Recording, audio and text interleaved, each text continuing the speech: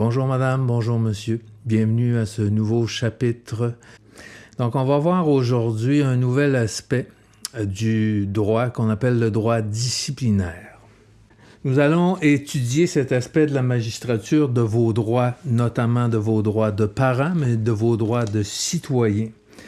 Et nous allons nous pencher sur ce processus disciplinaire, voir des exemples de plaintes pertinentes à notre dossier DPJien, notamment une plainte contre une intervenante et un exemple de nomination au Conseil de discipline. Donc, en 2015, l'Assemblée nationale a créé le Bureau des présidents des conseils de discipline, c'est-à-dire le BPCD. Donc, il existe aujourd'hui 14 présidents du BPCD qui sont nommés par le Conseil des ministres pour 5 ans, parmi des avocats qui ont plus de 10 ans d'expérience, de la même manière que les juges sont nommés finalement. Donc, le Bureau des présidents des conseils de discipline des ordres professionnels est une entité qui dispose d'une autonomie administrative et décisionnelle au sein de l'Office des professions du Québec. L'Office est un organisme qu'on appelle autre que budgétaire, c'est-à-dire que les activités de l'Office sont financées à même les contributions des membres des ordres. Donc, ce système professionnel québécois regroupe près de 400 000 professionnels qui exercent dans 55 professions différentes au sein de 46 ordres. Bref, en 2018-2019, l'Office était dirigé par 7 membres nominés et au total, le personnel de l'Office des professions était de 78 employés pour un budget de 12,5 millions de dollars, dont 9,3 millions versés en salaires et avantages sociaux. Donc, on peut comprendre qu'il s'agit de personnes qui sont assez bien rémunérées. Donc, le BPCD est donc comme un tribunal administratif où le président est accompagné de 2 membres de l'ordre qui sont choisis par l'ordre visés par la plainte, et ces 3 personnes forment ensemble ce qu'on appelle le conseil de discipline. Donc, comme les juges, après l'audition de la plainte disciplinaire, un président est appelé à juger, à rendre une décision, à savoir si un membre de l'ordre professionnel a commis une infraction qui peut être normalement au Code des professions ou au Code de déontologie de l'ordre, ou encore à un règlement ou à une loi quelconque, et qui peuvent entraîner des pénalités. Mais en général, on parle plutôt de réprimande ou de suspension d'au plus quelques semaines et quelques amendes qui ne sont pas si élevées que ça, et rarement une radiation.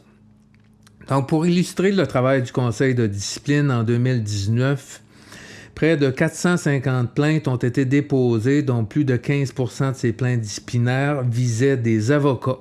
Le reste, des comptables, des ingénieurs, des médecins, des infirmières et des pharmaciens, mais plus de l'ordre de 5% des plaintes par ces différents ordres-là.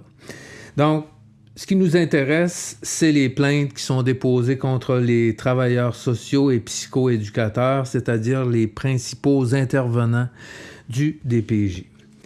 Néanmoins, il est à noter que beaucoup d'intervenants autorisés par les DPJ sont maintenant ce qu'on appelle des TTS, c'est-à-dire des techniciennes en travail social. Donc, elles ne sont pas nécessairement membres d'un ordre professionnel. Donc, avant de vous saisir vous-même du conseil de discipline de l'ordre, vous pouvez d'abord vous adresser au syndic de l'ordre professionnel. Et le syndic, à son tour, lui, a la responsabilité de faire une enquête et il lui appartiendra par la suite de décider si lui décide de saisir ou non le conseil de discipline. Néanmoins, s'il ne saisit pas le conseil de discipline, vous avez toujours le loisir de le saisir à titre de plaignant privé. Donc, en 2018-2019, c'est environ 90% des plaintes qui étaient formulées par le syndic et moins de 10% déposées par un plaignant privé.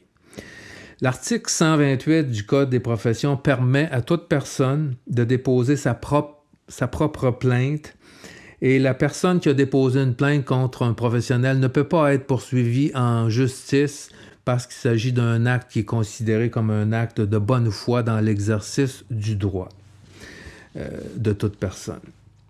De la même manière, on ne peut pas non plus poursuivre une intervenante de la DPJ en justice, sauf si on est en mesure de démontrer sa mauvaise foi. Donc, plus précisément, c'est en vertu de l'article 35 de la LPJ.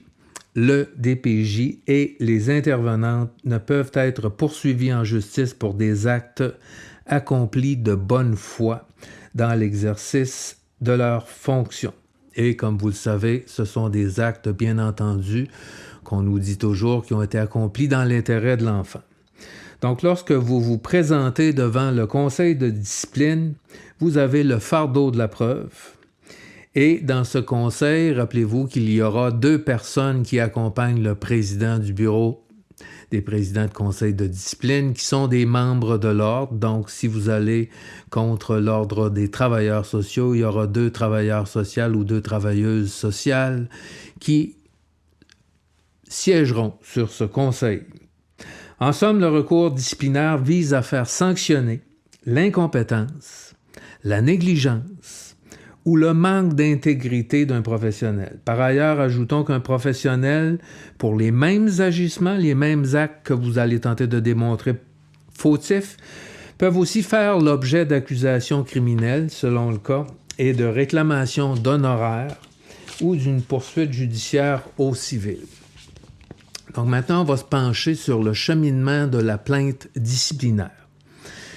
Premièrement, le dépôt de votre plainte. Donc, vous adressez par courrier recommandé, d'une manière générale, votre plainte au secrétaire du conseil de discipline de l'ordre, que ce soit l'ordre des avocats ou l'ordre des travailleurs sociaux ou l'ordre des médecins ou des pharmaciens, peu importe.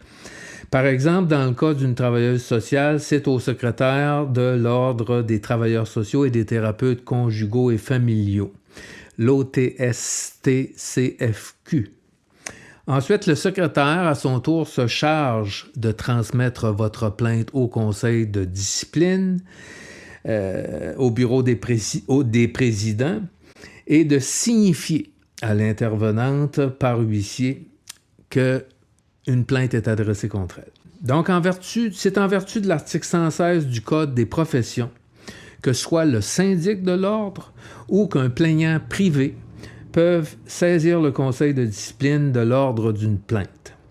Donc, les chefs d'accusation, comme on appelle, sont des manquements soit à une loi, soit à un code, normalement le code de déontologie de l'ordre, mais il y a 25 lois professionnelles aussi particulières qui existent au Québec, et le code de profession. Bref, la plainte sera généralement intitulée « Requête en culpabilité », où vous allez énumérer vos chefs d'accusation que vous considérez comme des actes dérogatoires à l'exercice de la profession.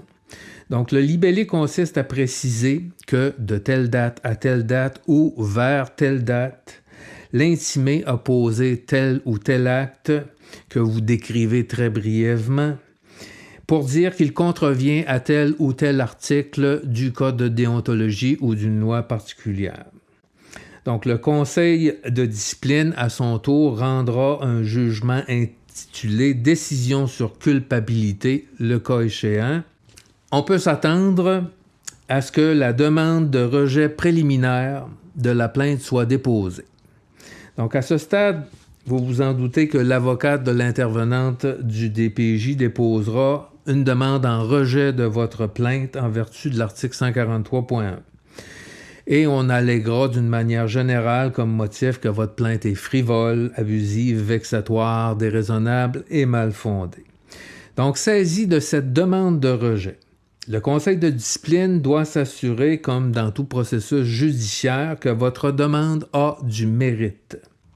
Donc, il est important de préciser que le recours disciplinaire est différent du recours civil, puisque fondamentalement, un recours civil est dans l'intérêt privé du demandeur, alors que la plainte disciplinaire vise un objectif d'intérêt public, dans un but d'assurer la protection des personnes. Donc, comme les décisions sont normalement rendues publiques, la plainte peut également avoir des incidences, des conséquences sur la réputation du professionnel et on vous opposera certainement ce motif, notamment pour réclamer des déboursés. Donc, c'est dans cet esprit que le dépôt de votre plainte privée doit faire face aux mêmes exigences qui sont prévues dans le Code des professions que si elle serait déposée par le syndic lui-même. Donc, la notion de gravité de la faute commise est au cœur de cette question. Il faut donc comprendre la nuance entre ce qui est une erreur simple qui ne sera pas nécessairement accueillie comme une faute déontologique. Bref, le comportement reproché, selon certaines jurisprudences, doit marquer un écart par rapport aux normes de la profession qui définissent un comportement normalement adéquat. La faute disciplinaire représente notamment la maladresse hors de l'ordinaire, l'ignorance outrageuse, l'insouciance impardonnable, le laxisme et le manque de diligence dans le suivi d'un dossier. Maintenant, troisième chose, la requête en révision judiciaire. Dans le cas où votre plainte privée est rejetée ou que le conseil accepte la demande de rejet qui est opposée par, disons, la DPJ, c'est-à-dire que vous refuse la chance de vous faire entendre, vous avez l'option maintenant de saisir la Cour supérieure d'une requête en révision judiciaire de la décision de rejet de votre plainte. Par exemple, vous pourriez soulever le fait que les questions en litige étaient d'une telle importance qu'elles justifiaient votre audition devant le conseil, qu'il existe une faiblesse apparente dans la décision rendue par le conseil de discipline et que le pouvoir discrétionnaire du conseil a été employé d'une manière prématurée, sans tenir compte des actes graves et répréhensibles qui ont été commis par l'intervenant. La Cour supérieure va devoir décider à son tour si elle accueille ou si elle rejette votre requête en révision. Donc, cette décision repose maintenant sur ce qu'on appelle la norme de la décision raisonnable, à savoir si le conseil de discipline a fait preuve de transparence et d'intelligibilité dans son processus décisionnel et s'il a bien considéré les autres issues possibles au regard des faits et du droit. Donc, cette norme-là est très bien définie dans le célèbre arrêt de la Cour suprême Dunsmuir contre Nouveau-Brunswick en 2008. Néanmoins, la Cour supérieure ne peut intervenir dans l'exercice du pouvoir discrétionnaire d'un conseil de discipline à moins que la décision ne soit manifestement déraisonnable. À cet égard, le conseil de discipline, tout comme la Chambre de la jeunesse, sont des tribunaux qui jouissent d'une expertise particulière et d'un pouvoir discrétionnaire. Donc, à cet égard, le législateur a prévu que les décisions du conseil de discipline soient protégées par une clause privative. Maintenant, dans un esprit d'épuisement des recours, vous pourriez ensuite saisir la Cour d'appel et aller jusqu'à la Cour suprême dans cette démarche de refus initial. Quatrièmement, l'instruction de la plainte. Quand on s'en va devant le conseil de discipline, le fardeau de la preuve appartient au plaignant privé ou au syndic qui a déposé la plainte, disons, contre l'intervenant. Donc, la culpabilité de l'intimé ou de l'intervenant doit être établie selon la prépondérance de la preuve, ce qui s'apparente au droit civil. Donc, le rôle du conseil est maintenant d'apprécier la preuve et la qualité des témoins. La preuve doit répondre aux critères du droit professionnel. Le fardeau est identique à celui de l'article 2804 du Code civil du Québec, soit que votre preuve doit rendre l'existence du fait plus probable que son inexistence, à moins que la loi n'exige une preuve plus convaincante. Bref, votre preuve doit être claire, convaincante, de haute qualité et dépourvue d'ambiguïté. Il faut faire attention à ce qui pourrait n'être qu'une perception individuelle, puisqu'il doit être prouvé que la conduite est répréhensible, blâmable et en dessous des normes que notre société Satan de celui ou celle qui a le privilège d'exercer sa propre profession. Donc, en particulier, lorsque le reproche vise une norme non codifiée, c'est-à-dire ou un article qui ne précise pas les comportements exacts qu'on peut reprocher, mais plutôt un exemple d'un article général. Je donne un exemple. Le professionnel doit respecter les normes professionnelles généralement reconnues. Donc, on ne précise pas quelle est la faute, quelles sont les fautes. C'est un article général. Donc, dans le droit disciplinaire, à ce moment-là, pour faire la preuve d'une faute d'un tel article, la preuve doit être faite par le témoignage d'un expert. Sinon, le conseil va tout simplement conclure à la demande de la partie adverse à l'absence de preuves et innocenter l'intimé ou l'intervenante sur ce chef d'accusation général. C'est la même chose si vous invoquez un manquement à une norme scientifique. Ça prend un témoin expert. Bref, vous présentez vos preuves et vos témoins. Ensuite, la partie adverse présente ses preuves et ses témoins. Vous avez ensuite, vous plaidez. Et le partie adverse fait de même et vous avez un droit de réplique normalement. Enfin, le conseil se retire pour délibérer ou prendre une décision séance tenante. Si un plaignant privé ne peut pas être poursuivi en justice pour avoir déposé une plainte disciplinaire, en vertu de l'article 151 du Code des professions, lorsque le conseil jugera que sa plainte est frivole, le conseil peut condamner le plaignant au déboursé. Donc, l'appel au tribunal des professions. La décision rendue par le conseil de discipline peut maintenant être portée en appel au tribunal des professions selon l'article 164 du Code des professions. Donc, soit par la partie adverse ou par vous-même en cas d'échec.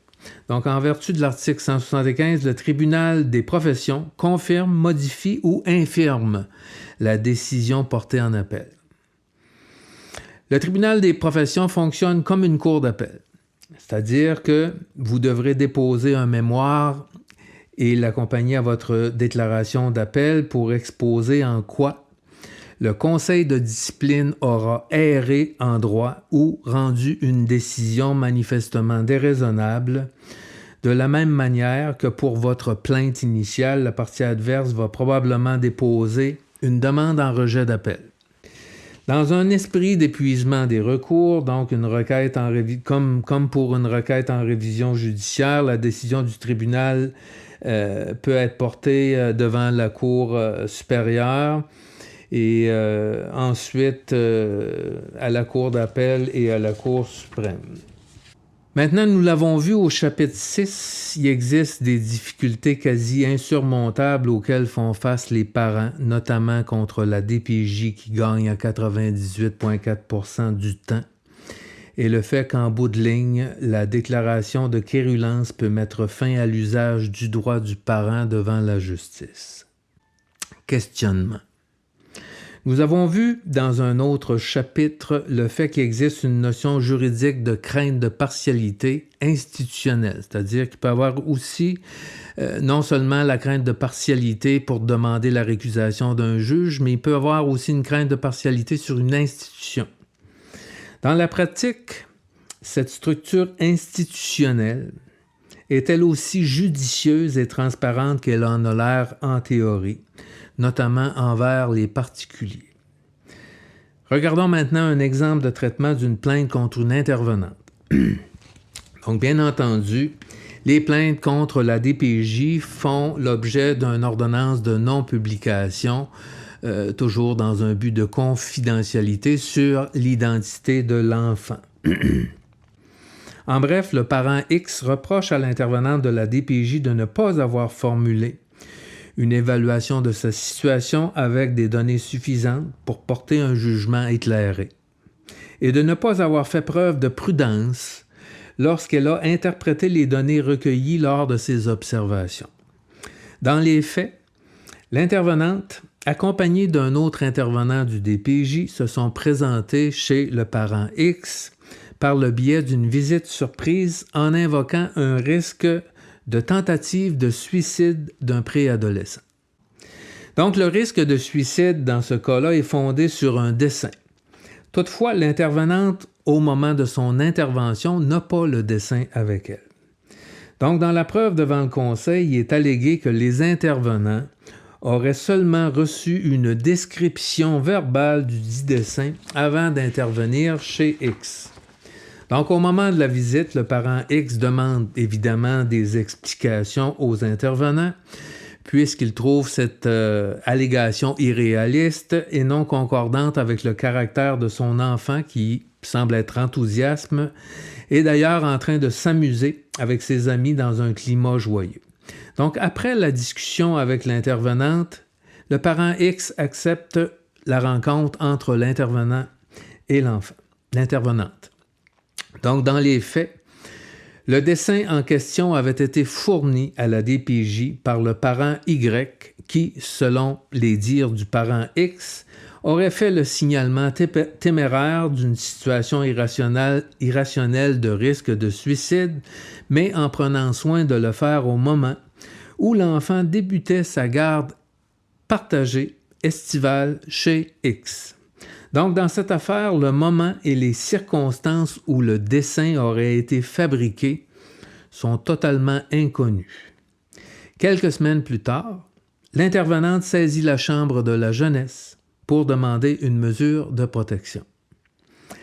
Les motifs de compromission qui sont invoqués par l'intervenante devant le tribunal de la chambre de la jeunesse sont à l'effet qu'il existerait une situation de risque sérieux de négligence en raison d'un problème d'adaptation sociale du parent X en vertu de l'article 38B, alinéa 2, et un motif de compromission en raison d'une situation de mauvais traitement psychologique et on s'en doute, vu le conflit de séparation entre X et Y, article 38C.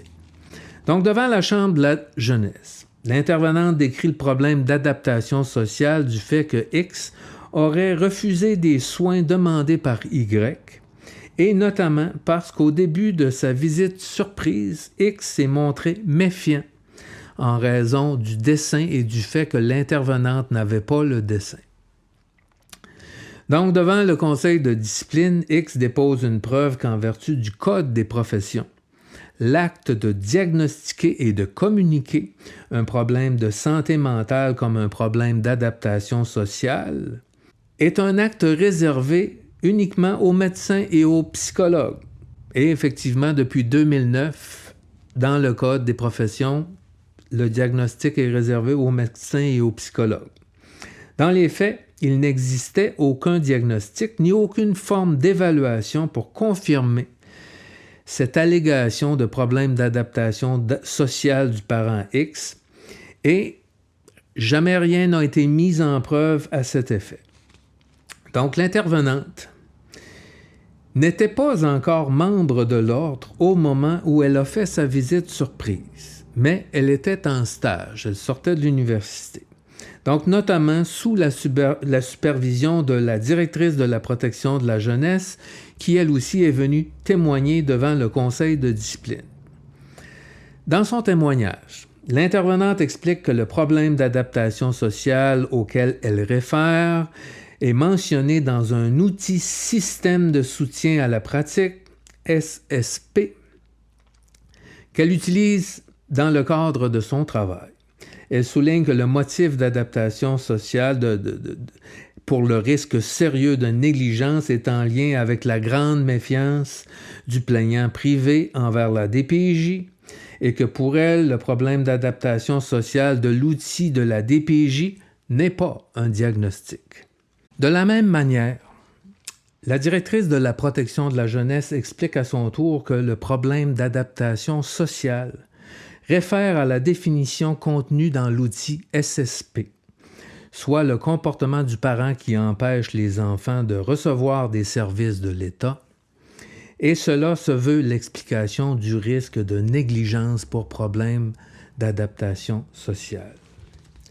L'outil SSP est un outil de ventilation qui a été créé par les centres jeunesse en 2012 élaboré dans le but d'aider les intervenants de la DPJ pour la prise de décision basée sur les articles 38 et 38.1 de la Loi sur la protection de la jeunesse, pour assurer dans un esprit d'uniformité provinciale. Pourtant, rien dans la Loi sur la protection de la jeunesse ni la jurisprudence ne fait état de la force de loi de cet outil. D'ailleurs, dans son témoignage, la directrice reconnaît qu'à cet égard, rien n'est écrit textuellement dans l'article 38 sur la Loi sur la protection de la jeunesse. Maintenant, dans son analyse, le Conseil doit déterminer si la preuve présentée par le plaignant privé est suffisamment claire et convaincante pour déclarer l'intervenante coupable des chefs d'infraction, notamment pour avoir formulé une évaluation de X. Le Conseil précise que l'intervenante et la directrice ont plaidé qu'il ne s'agit pas d'un diagnostic et que l'intervenante n'a jamais posé de diagnostic. Parenthèse.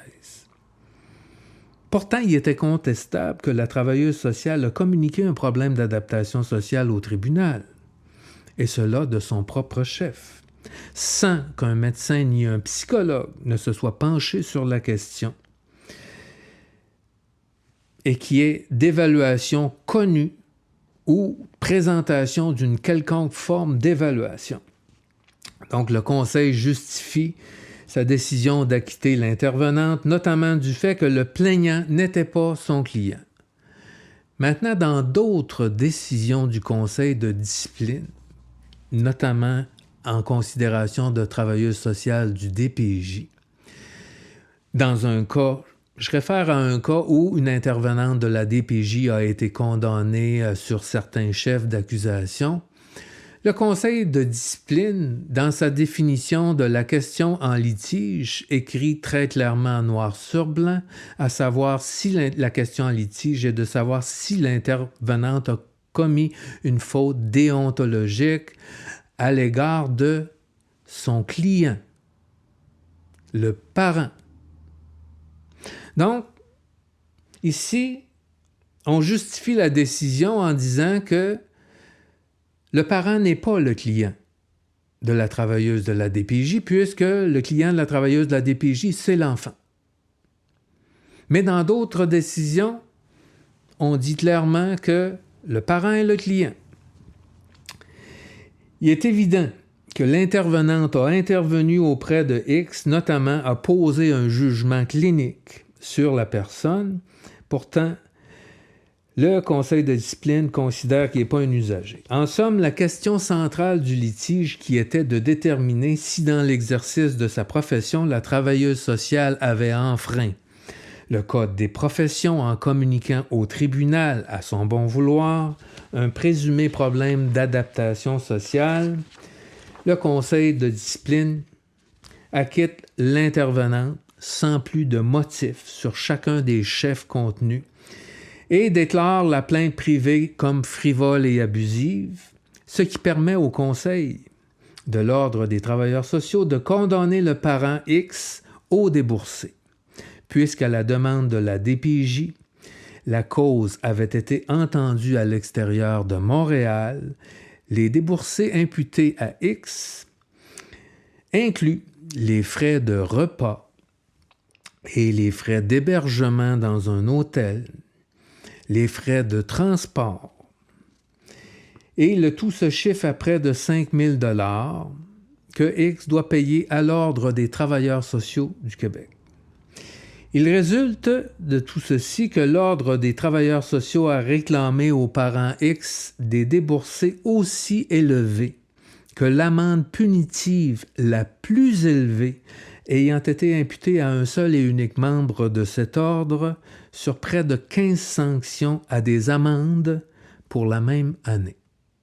Donc, il y a eu juste une amende de l'ordre de 5 000 $ qui est imputée à tous les travailleurs sociaux de la province de Québec cette année-là. Et le parent X, lui, doit payer un montant équivalent, puisqu'on juge sa plainte frivole. Parenthèse. Après vérification sur le site de la SOQIJ, l'intelligence juridique au Québec, en vertu des décisions qui sont publiées sur le site pour les 10 dernières années, 100% des plaintes privées sont rejetées par le Conseil de discipline de l'Ordre des travailleurs sociaux du Québec. Sous la plume de plusieurs juges, et je l'ai déjà dit, il a été déterminé que s'il y a apparence de partialité, ni le public, ni les parties ne pourront se fier aux résultats de l'enquête judiciaire. Est-ce qu'une personne raisonnable et bien renseignée pourrait conclure à l'existence d'une crainte raisonnable de partialité? Et, je le précise, de partialité institutionnelle, notamment sur le fait que les travailleuses sociales n'ont aucun droit de diagnostiquer, mais également sur le fait que la DPJ a mis au point un manuel qui communique des diagnostics de santé mentale ou d'adaptation sociale, etc. au tribunal sans qu'il n'existe aucun diagnostic en vertu du Code des professions. Est-ce que c'est normal? Est-ce que c'est acceptable? Est-ce que c'est légal?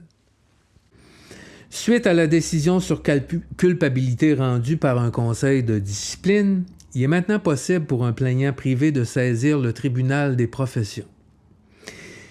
Toutefois, il faut considérer le fait que si le plaignant privé saisit le tribunal des professions après avoir subi un échec au conseil de discipline et qu'il subit un nouvel échec au tribunal des professions, il pourrait se rajouter des frais, comme on a vu la facture très salée de tout à l'heure de 5 000, il pourrait se rajouter des frais peut-être de l'ordre de 10 000, puisqu'à ce moment-là, les frais de transcription des audiences deviennent aux frais du plaignant.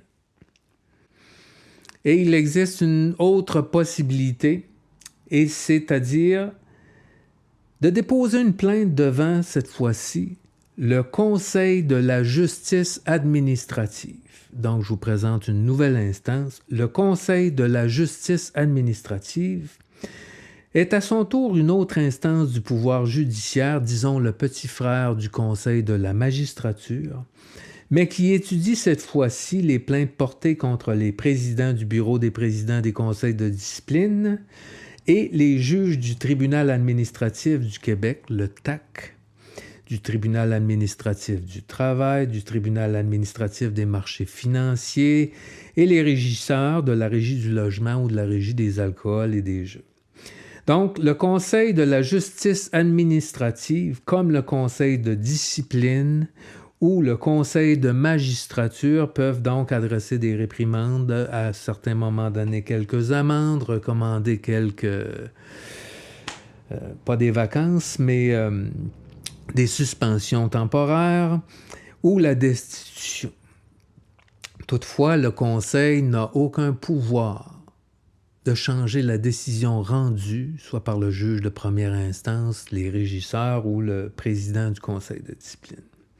Donc, pour conclure sur ce chapitre du droit disciplinaire, soulignons que tous ces avocats de profession font partie d'une très longue liste de personnes nommées à des postes supérieurs dans la fonction publique, qui sont, vous le savez, fort bien rémunérées par notre État de droit et que ces personnes bénéficient ensuite d'une grasse pension à vie pour leurs bons offices rendus au pouvoir judiciaire.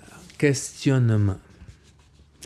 Ces services sont-ils rendus en toute impartialité et en tout respect du principe de l'indépendance judiciaire? Penchons-nous maintenant sur un exemple de la nomination d'un président au Conseil de discipline. Le 28 mai 2020, il n'y a pas tellement longtemps, quelques mois à peine, le Conseil des ministres de notre premier ministre François Legault a nommé nouveau président en chef adjoint du Conseil de discipline, Maître Daniel Y. Lord. Ici, on ne doute pas des compétences de Maître Daniel Lord, qui est sûrement une personne très compétente. La question n'est pas là. La question est d'avoir un regard critique sur la question d'indépendance judiciaire et d'impartialité en nomination. Dans les années 90, Maître Daniel Lard a été directeur du cabinet de la ministre des Finances, Monique Gagnon-Tremblay, pour le gouvernement libéral de Robert Bourassa. Ensuite, directeur du cabinet du ministre de la Sécurité du Revenu, le libéral André Bourbeau. En 2003, lorsque Jean Charest a repris le pouvoir aux mains de Bernard Landry, Maître Lard a été directeur de cabinet du ministre de la Sécurité publique pour le libéral Jacques Chagnon. Le 4 septembre 2007, Maître Daniel Y. Lard a quitté son poste de directeur de cabinet de Norman Macmillan, qui était le whip en chef du gouvernement de Jean Charest, pour s'en aller occuper un poste de prestige à titre de régisseur de la Régie des alcools, des courses et des jeux. Donc nommé à ce poste par le ministre libéral de la Justice, Maître Jacques Dupuis, avant d'être nommé nouveau président de conseil de discipline et désigné président en chef adjoint du bureau des présidents des conseils de discipline par le gouvernement de M. Legault, Maître Lard avait précédemment été nommé président par la ministre Stéphanie Vallée pour le gouvernement libéral de Philippe Couillard le 13 juillet 2015. Donc, pour conclure sur ce chapitre de magistrature et dictature ou dictature, je vous laisse pousser votre réflexion un peu plus loin sur ce chapitre de la nomination des juges au Québec, comme on l'a vu au chapitre 2, suite aux allégations de trafic d'influence de Marc Bellemare dans le processus de nomination de 2003. Et tout ça se passe exactement au même moment dans les belles années libérales, alors que Maître Daniel Y. Lard travaille dans différents cabinets ministériels du gouvernement libéral. Est-ce que c'est normal, tout ça? Et encore une fois, je le dis, je ne doute pas des compétences de Maître Lard, mais quand on regarde les faits froidement, on se questionne, est-ce que c'est normal? Et est-ce que tout ça dénote l'impartialité en matière de droit disciplinaire, comme on se pose la question en matière de droit de l'enfant à la Chambre de la jeunesse, où c'est des nominations d'ex-avocats de la DPJ ou du DPCP, et 80% de nominations d'avocats qui travaillaient pour la fonction publique du Québec. Est-ce que tout ça démontre pleinement et entièrement l'indépendance entre le judiciaire et l'exécutif dans notre État de droit? Madame, monsieur, je vous laisse réfléchir à la question, qui est quand même une question sérieuse à se poser, notamment quand l'intérêt de vos enfants est en jeu devant la Chambre de la jeunesse du Québec. Si 100% des requêtes privées sont rejetées et que de l'autre côté, les intervenantes gagnent 98,4% des requêtes en Chambre de la jeunesse, comme nous l'avons démontré, et tout cela sur une période des 10 dernières années au Québec, avec une croissance du nombre d'interventions, une croissance du nombre de signalements, alors qu'il y a décroissance du nombre de naissances. Merci, bonne fin de journée.